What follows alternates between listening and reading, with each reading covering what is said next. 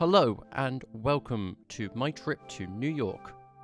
This trip starts on a coach as we make our way to London Heathrow Airport in the very early hours of the morning and then continue on a plane to the United States of America. After arriving into New York, I first took the subway, one of the many great designs from New York. We then left to the Statue of Liberty and took the ferry across from Manhattan Island, the best way to see the statue for completely free. Mrs. Lady Liberty over here was a gift from France to the US after they won their independence from us Brits to show a friendship formed in a war against a common foe and show that they would be #BFFs forever. And this still lasts today. Right, guys? Anyways, Lady Liberty over there was a gift from Frederick Auguste Bartholdi. We're not going to talk about how much I butchered that name, who mainly made this. I must be honest, this was a really good way to see the statue, and it was really nice to be over the Hudson, which was still iced over, making for some really cool views. After this, we went to Central Park, which was really nice, but of course my memory card corrupted, because here we are. So here's some photos I took instead. Enjoy them. Next, we went to what might be the biggest surprise of New York City, Roosevelt Island. This is a 47-acre residential island in the East River between Manhattan and Queens, and was previously known as Blackwell's and Welfare Island.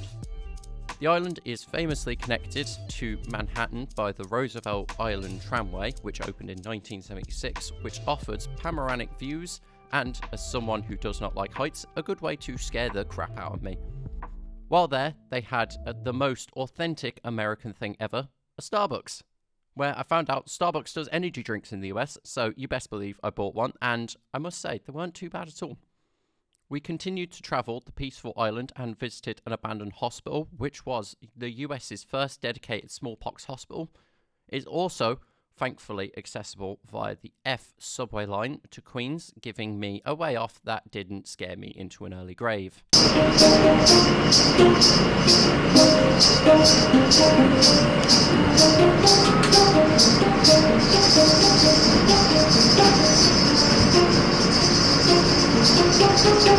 After this, it was time for the big one, Times Square, which I must say was very packed and between day and night changed drastically.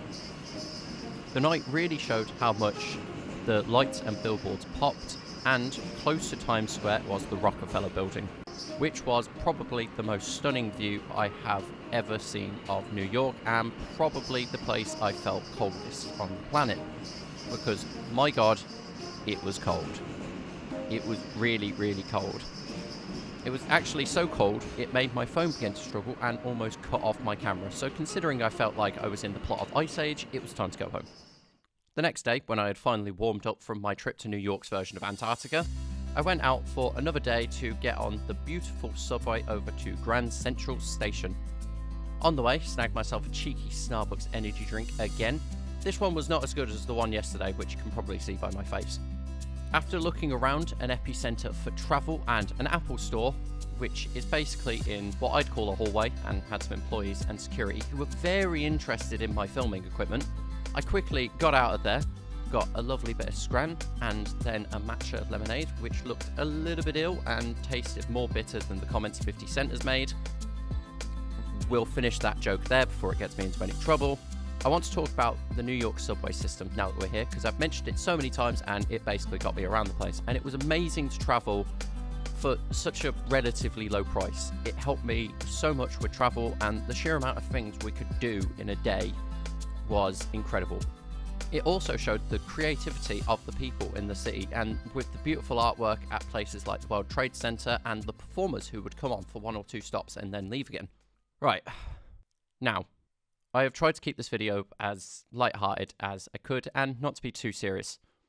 But going to New York, sadly, there is no way, unfortunately, you can't speak about New York without speaking about the horrendous attacks made against it on a fateful day in September in 2001. This was an attack that took so many lives, but it's incredible to see how the city has rallied together around such a horrible disaster and made sure to never forget it, showing incredible artwork and incredible solidarity to all those people who tragically lost their lives. And it's such a powerful reminder of everything that happened on that day when you go to Ground Zero and get to see it. The final thing I wanted to do is a trip I'd always wanted to do, and an iconic walk I'd wanted to do. I'm not really into walking or anything, but this is one that I was like, no, this is on my bucket list. The Brooklyn Bridge is an inspiring engineering masterpiece crafted by New York. It was a dream to walk across this beautiful bridge, and for a bridge that may seem simple to most, had so much life, and there was so much going on the bridge. There was so many people selling things, so many people taking photos. There were people literally hanging off the side taking photos. I completely forgot what my fear of heights was. It was that mesmerizing. Overall, this trip has been one of the all-time favorites, and one of the ones that goes straight in at the bucket list of places I want to be, and one of the ones that goes in at one of the all-time great cities I've been in. Thank you very much to New York for having me. Thank you to all the people who came along with me. It was a fun trip, and can't wait to enjoy more trips like this. I hope you guys have enjoyed this video. It's been a pleasure to make, and I hope that next time I go on any sort of trip, I get to make something like this again, because I feel like I enjoy making this sort of way of content. So I hope you guys enjoyed. Goodbye.